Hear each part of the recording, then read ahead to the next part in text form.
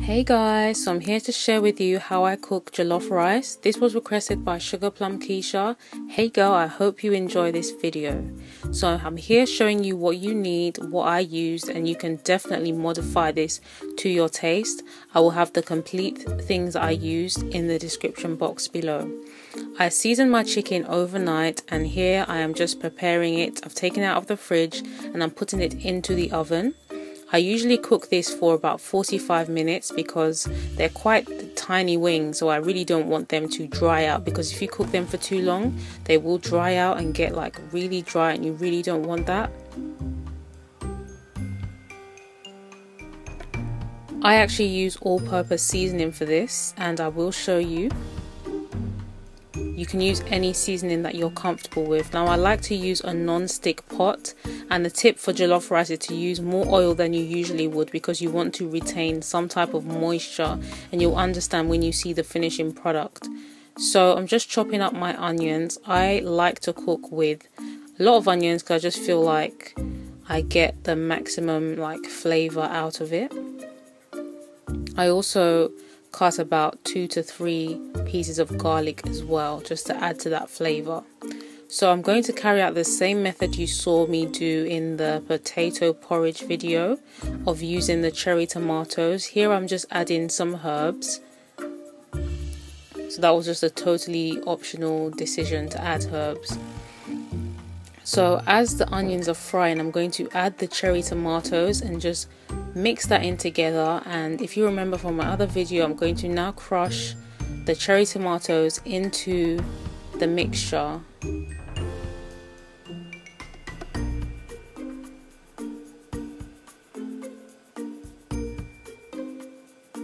I actually have a longer version of jollof rice that I uploaded, and I've kind of re-edited that to just make it simple, and I'll probably upload that along with this video, so the other video should be up at around the same time as this one is released. And I did that one last year, and that's just a different method of cooking jollof rice, but I actually prefer this method a lot. So now I'm going to add the tomato puree. If you want your stew to be rich, you need to add quite a lot. I would say use half of this one. I kind of went a little bit overboard. I used just over half of the tomato puree, but it's all part of the, flavoring and the process. So as you can see, I went just a bit over that. So just mix that in together and be sure to pour water. And you're going to see that, along this process, it's all about pouring water in and keeping it not too thick, but not too thin as well. You just want to have a good consistency. And as you get used to cooking this dish, you'll understand and just experiment with what you actually prefer and like. So I'm just adding my flavoring in now.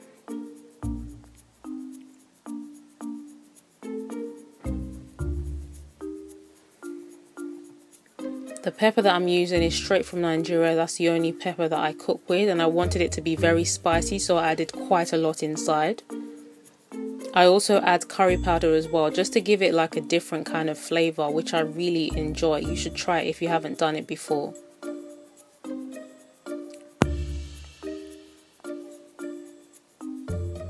The most important thing about this stew is to leave it. You have to make sure that you leave it to cook for at least an hour and a half.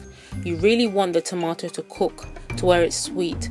That's how you'll really enjoy the meal. So make sure you cook it for at least an hour and a half. Of course, this does depend on the amount you're cooking. So this should be about at least 20 minutes into cooking the chicken. You need to make sure you turn it over so it can get an even amount of cooking and so that everything is well done.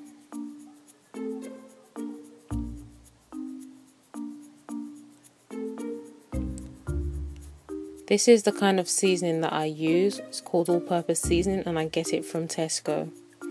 So at this point everything is done and I'm happy with it. I use an electric cooker, so I just turn it off and allow everything to be kept warm.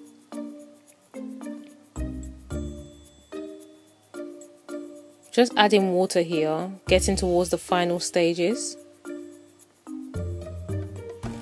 I'm now preparing the rice. This is how I prepare it. You have to make sure that you kind of soak it and wash it out and just massage and keep replacing the water.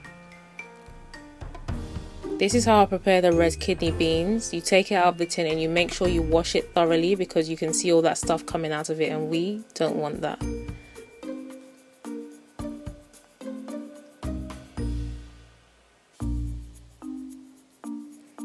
So you need to allow at least about 20 minutes for the kidney beans to cook nicely into the stew. I like them to be soft, so this is why I allow this amount of time. You don't have to cook jollof with these kidney beans. You can cook it with peas, sweet corn, anything you like. So when you're preparing for the rice to be poured in, you need to pour some water and turn up the temperature. It would be like you are just boiling rice. Think of it that way. So you let the stew reach a boiling point and you pour the rice in. At this stage, you turn the temperature down and make sure that you continue to check on it and stir. The worst that will happen is there'll be a bit of burning at the bottom of the pot, which is why I prefer to use a non-stick pot, because it prevents all that burning and wastage of rice. So you keep continuing to stir the rice, and this could take up to half an hour for the rice to cook, because the rice and the stew need to just kind of flow together. So when everything is done, you see these beautiful and brilliant results, and this was so tasty. It was amazingly tasty. My mum loved it, and I used this to break my fast, and I loved it, and I think you guys will love it too.